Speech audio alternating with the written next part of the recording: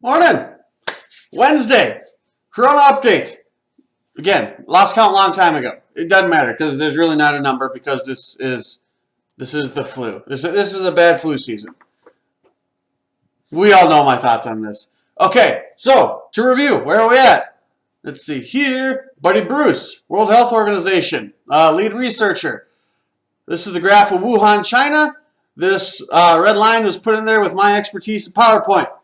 Fun with graphs right now. So again, we've got the world, the U.S., and Italy. This is how it's presented to us. Just give us a frame of reference.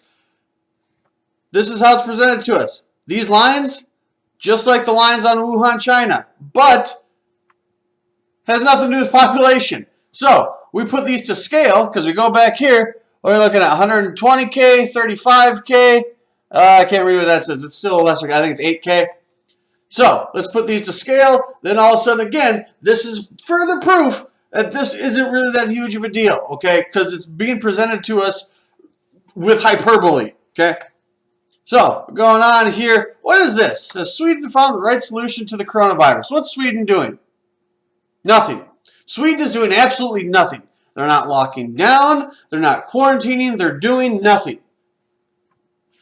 So here, we've got the world again. We've got the United States. And then we've got Sweden. Oh my gosh.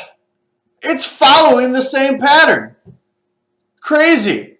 So, with everybody in the world doing their own thing, there's what the graph looks like. It goes up and comes down. With the United States completely destroying its economy and having its doctors make its people go crazy because they think this is a big deal. New York isn't the rest of the country, okay? Granted, what's going on in New York and on the East Coast is a terrible thing. They're getting their butts kicked. But again, it's not the rest of the country. So we can't extrapolate what's going on in New York out across the other 49 states.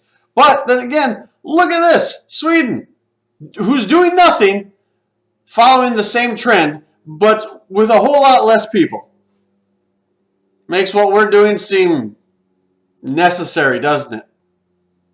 But I digress. Let's look at some other graphs. What is this? This is the positive flu tests from last flu season, 18 and 19.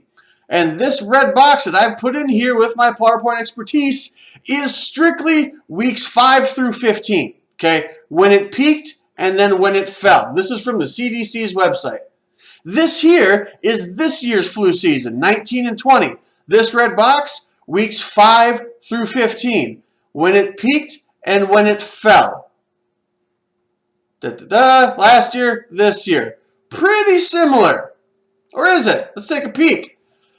We're going to overlay these on each other. Gray, last year, 18-19. Color, this year. So I want you to see something, 18 and 19. We peaked, and then we had this nice gradual descent, and then it just kind of sloped off. What happened this year? We peaked, and then we free fell. Boom. And then there's, again, go back to this chart, there's nothing. There's nothing. Why is there nothing? This here is the graph of COVID cases in the U.S.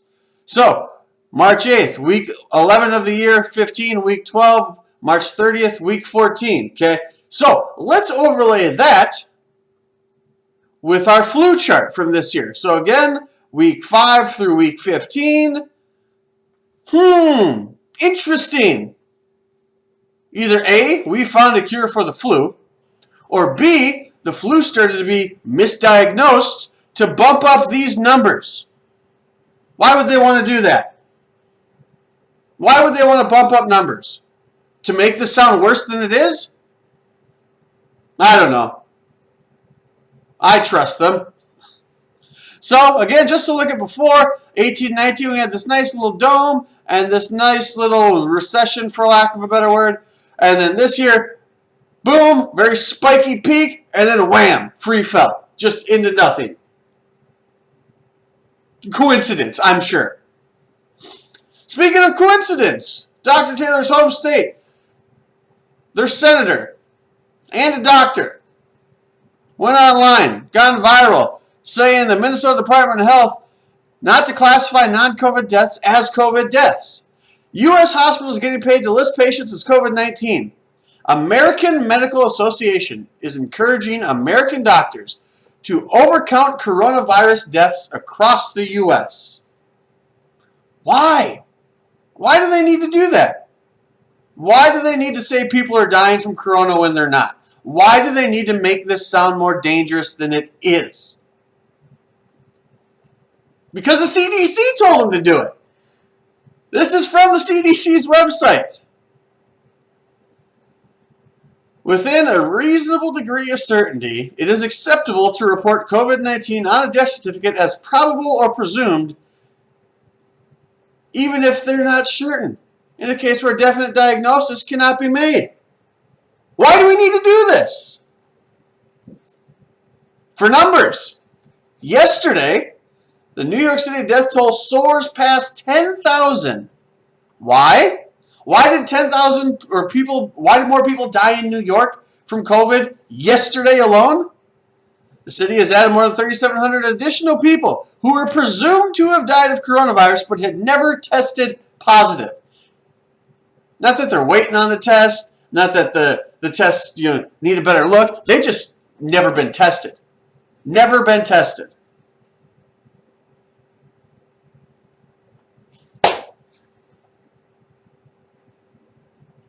I want to attract, educate, and help as many people as possible, allowing them and their families to live long, healthy, and vibrant lives through safe and natural chiropractic care, and maybe even just sprinkle on a little dose of the truth. Got to get as many people on their chiropractic care as I can. That's my mission. Because whatever is going on out here right now, in the medical model, backed by the CDC and the AMA, like it's in the news. It's in their guidelines. You can go out and get this stuff. This is from the New York Times. This is from the CDC's website, okay? They're putting it right out there in front of us, showing us that they're lying to us. There you go. Good old Governor Hot Wheels plans to start to open up the state.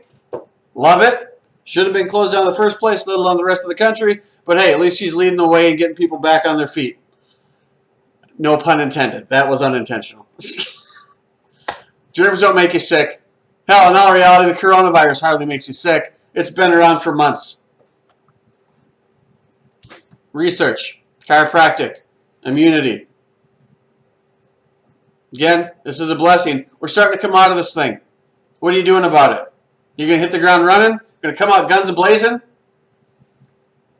If you need help with that, check out our YouTube channel. So, this Friday, Facebook Live, we're going to be talking with Casey and Kadima of DT School and Fitness. We're going to be talking about accountability and scalability, right? How do we make the most of this? How do we not stumble out of the blocks when we get back out into our new normal here? Friday, 12:15, Facebook Live. You guys have a great rest of the week. Hump day! Killing it. Absolutely killing it. Dr. Taylor, fun with charts, fun with graphs. Good times. I'll see you guys later. Take it easy.